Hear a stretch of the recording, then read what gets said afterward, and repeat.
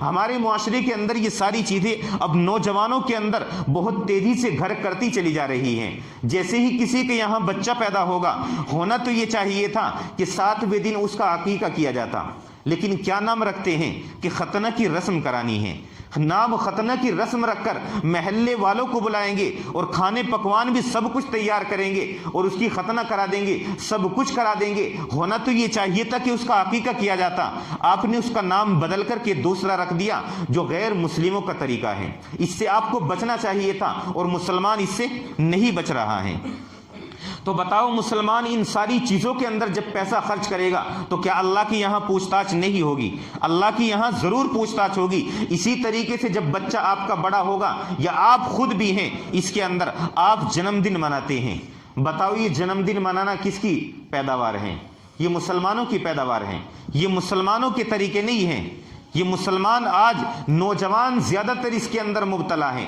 نئی نئی شادی ہوتی ہے، شادی کے بعد جب پہلا بچہ ہوتا ہے تو اس کے اندر ایک جوش اور ایک ابھار ہوتا ہے کہ ہاں میرے یہاں بچہ پیدا ہوا ہے، بڑی خوشی کی بات ہے کہ اللہ نے آپ کو اولاد کی نعمت سے نوازا ہے، اللہ نے آزمائش سے بھی آپ کو نواز دیا ہے۔ یہ نعمت تو ضرور ہے لیکن یہ آزمائش بھی ہے، ایسا نہیں ہے کہ یہ آزمائش نہیں ہے۔ اب اس کا نام رکھنے کی باری آئے گی تو وہاں فلمی ایکٹروں کو تلاش کیا جائے گا کہ فلمی ایکٹر سب سے بہترین ایکٹر کون سا ہے، سب سے بہترین ہیرو کون سا ہے، یہ ساری چیزیں تلاش کر کے تب آپ اپنے بچے کا نام رکھتے ہیں۔ اور حدیث کے اندر آتا ہے جس طریقے سے اور جو ذہن کے اندر رکھ کر کے آپ اپنے بچے کا نام رکھیں گے، اگر فلمی ایکٹر کے طریقے پر یعنی اپنے ذہن کے اندر یہ تصور کر کے آپ اپنے بچے کا نام رکھ رہے ہیں تو وہی یعنی انہی خیالات میں آپ کا بچہ پروان چڑھے گا، اسی کی صفت اس کے اندر آتی چلی جائے گی۔ اور اگر صحابی رسول صلی اللہ علیہ وسلم کے طریقے پر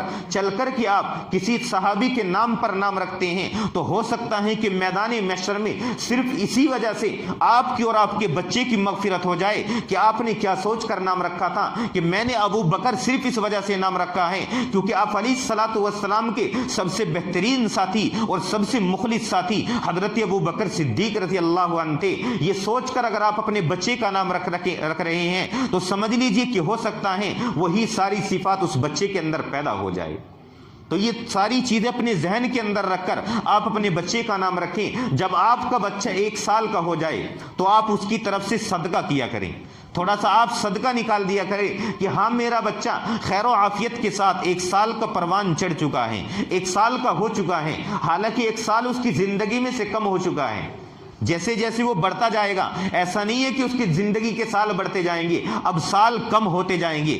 ہونا تو یہ چاہیے تھا کہ افسوس کی بات تھی، لیکن یہاں تو الٹی چال چلتے ہیں۔ مسلمانوں کا تو معاملہ ہی کچھ الگ ہے۔ حالانکہ کسی صحابی کے آپ کو حدیث کے اندر کتابوں کے اندر کہیں نہیں ملے گا کہ کسی صحابی کے یہاں بچہ پیدا ہوا ہو اور اگلے سال جب 1 سال کا بچہ ہوا تو کسی صحابی نے نبی کی دعوت کی ہو کہ ہاں آج میرے بچے کا جنم دن ہے تو آج میں نبی کو بلا کر کے لا رہا ہوں، جو میرے مخلص دوست ہیں، میرے دوست و احباب ہیں، ان سب کو بلا کر کے آج میں دعوت کا انتظام کروں گا اور یہاں سارے کام کیے جائیں گے۔ لیکن آج مسلمان غیروں کے طریقے میں کامیابی تلاش کر رہا ہے۔ جب بچہ 1 سال کا ہوگا تو اس کا جنم دن منایا جائے گا، کیک کاٹا جائے گا، یہ ساری رسومات ادا کرے گا۔ بتاؤ، اور کمال کی بات یہاں تک ہے کہ مسلمانوں کے دلوں سے ان برائیوں کی قباحت بھی نکل گئی ہے۔ مسلمان ان کو برا نہیں سمجھتے ہیں اور اس میں تعلیم یافتہ لوگ بھی باقاعدہ خوب اچھے طریقے سے شریک ہوتے ہیں، جو اپنے آپ کو تعلیم یافتہ سمجھتے ہیں، اعلیٰ درجے کے مسلمان ہیں اور اپنے آپ کو یہ کہتے ہیں کہ ہاں ہم اول صف میں بیٹھ کر نماز ادا کرتے ہیں، وہ بھی ان ساری چیزوں کے اندر شرکت کرتے ہیں۔ ابھی 2-4 دن پہلے